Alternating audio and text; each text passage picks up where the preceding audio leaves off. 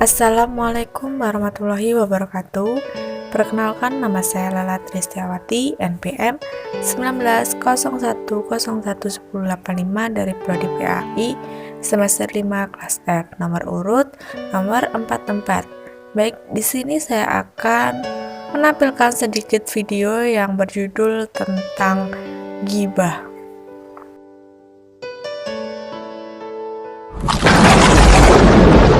La yaskhar qaumin qaum, jangan saling cela. La yaghtab ba'dukum ba'dha, jangan bergosip. Wailul lil mukadzibin, celaka bagi para pendusta. Kata Allah, saya berikan lisan supaya kamu berkata yang baik, lalu Anda mencela orang lain, lalu Anda berghibah, lalu Anda berdusta. Jadi wajar kalau Allah murka dengan semua itu. Nih saya janjikan ya, setiap lisan digunakan untuk menggibah orang lain, maka dari setiap kalimatnya saya ciptakan bentuk tubuhnya berupa bangkai. Hari kiamat makan tuh kalau nggak tobat. Ayo makan. Jika Anda sedang bicarakan orang misalnya, termasuk saat ini Anda bicarakan orang lain, Anda tuliskan, gunjingkan di status Anda, misalnya di media sosial dan sebagainya, itu setiap hurufnya akan membuat kemudian tipikal orang yang Anda bicarakan itu dalam bentuk bangkai seketika. Di begitu sempurna pembicaraan, wafat Anda tidak dalam keadaan tobat, maka di akhirat disajikan bangkai itu yang Anda bicarakan untuk Anda nikmati di akhirat kelak. Ghibah merupakan salah satu perbuatan dosa yang dibenci Allah Subhanahu wa Ta'ala dan harus dihindari oleh umat Islam. Secara etimologi, ghibah berasal dari bahasa Arab, dari kata gabah yagibu gaiban, yang artinya gaib, tidak hadir. Berdasarkan etimologi tersebut, dapat dipahami bahwa ghibah ialah bentuk ketidakhadiran seorang dalam sebuah pembicaraan.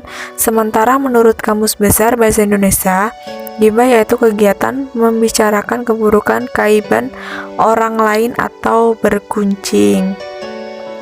Ghibah merupakan perbuatan membicarakan keburukan atau aib orang lain, meskipun yang dibicarakan sesuai dengan kenyataan, tetapi ghibah tetaplah suatu perbuatan yang zalim. Dalam agama Islam, ghibah sangat dilarang karena beresiko menimbulkan fitnah. Perlu diketahui, seseorang yang berghibah bahkan diibaratkan seperti memakan bangkai saudaranya sendiri. Ghibah juga merupakan perbuatan yang sangat dekat dengan perbuatan buruk lainnya seperti iri, dengki, hingga fitrah.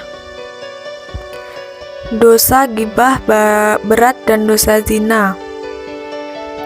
Rasulullah SAW menyatakan bahwa dosa orang yang berghibah berat dari dosa zina.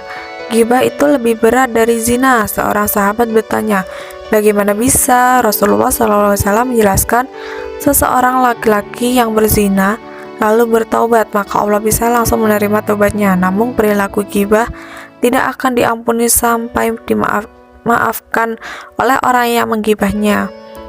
Riwayat HR At-Tabrani. Di akhirat nanti, seseorang yang suka berghibah akan dimintai pertanggungjawaban di hadapan Allah Subhanahu wa Ta'ala oleh orang yang digibahnya. Amal kebaikan pun dibayarkan kepada orang-orang yang pernah dizaliminya, termasuk kepada orang yang telah digibahnya. Kemudian setelah amal kebaikannya habis, amal keburukan orang-orang yang dizaliminya ditimpahkan kepada dirinya. Hukum dan larangan ghibah. Ghibah merupakan perilaku zalim yang dilaknat oleh Allah Subhanahu wa Ta'ala. Hal tersebut bahkan tercantum dalam Al-Quran dan hadis. Allah Subhanahu wa Ta'ala berfirman dalam surat An-Nur ayat 19, siapapun gemar menceritakan atau menyebarluaskan kejelekan saudara muslim kepada orang lain, diancam dengan siksa yang pedih di dunia dan di akhirat. Allah Subhanahu wa Ta'ala menggambarkan perilaku orang yang suka ghibah atau mengunjing dan membicarakan orang lain dalam surat Hujarat ayat 12. Wahai orang-orang beriman, jauhilah banyaknya prasangka, sesungguhnya bagaimana prasangka itu dosa.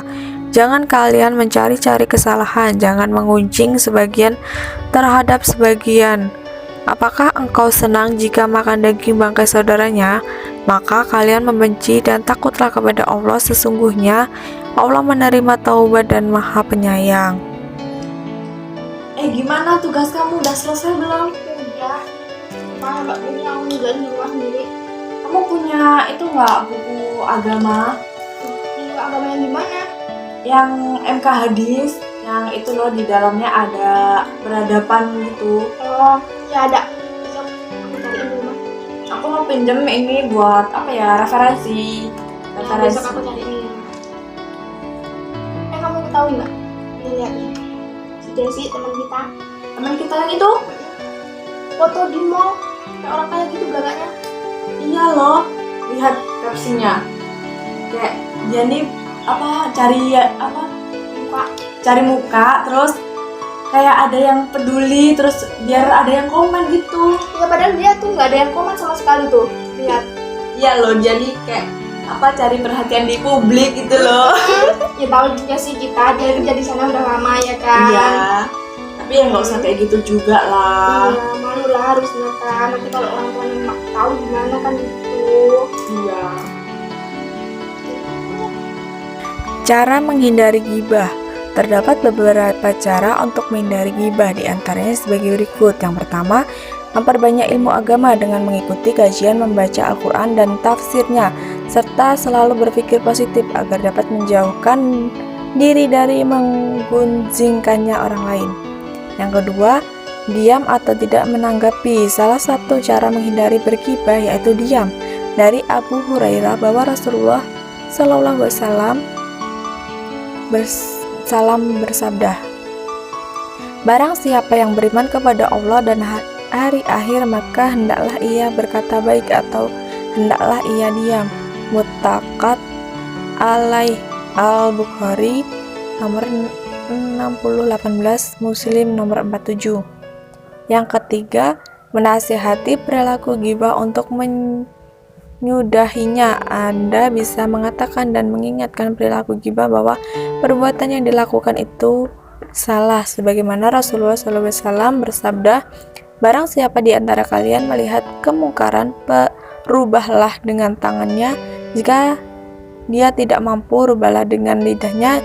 Jika dia tidak mampu, rubahlah dengan hatinya. Dan itulah selemah-lemah iman. HR Muslim ayat 70. Kita lagi ngobrol sama teman-teman ya, bisa di grup WA, Telegram, atau kita lagi kayak ketemuan kopdar gitu. Lagi ngobrol kopdar gitu, tiba-tiba ada salah satu teman kita mulai mancing atau dia spontan ngegibah, ngomongin tentang temannya. Nah, ketika kita ngelihat ada teman kita ngobrolin teman yang lain tentang aib-aibnya, kan tugas kita adalah nolong dia kan, karena saudara kita sendiri. Tolonglah saudaramu yang menzolimi atau yang terzolimi. Nah, dia sekarang dalam status ngezolimin, yaitu ngebicarain aib temannya. Terus gimana cara kita nolong? Cegah dia dari bicara aib orang lain kan ya. Caranya kadang, tapi ada kondisi kadang yang paling efektif justru kita ganti topik yang lain, topik yang dia suka. Kadang dia sukanya masalah main, kadang dia sukanya masalah entertain atau apapun lah ya, selama itu tidak melanggar syariat. Justru sesuatu obrolan yang tadinya hukumnya mubah doang, nggak berpahala, nggak dosa, tapi dengan konteks pengen mengalihkan orang dari gibah malah menjadi sesuatu yang berpahala.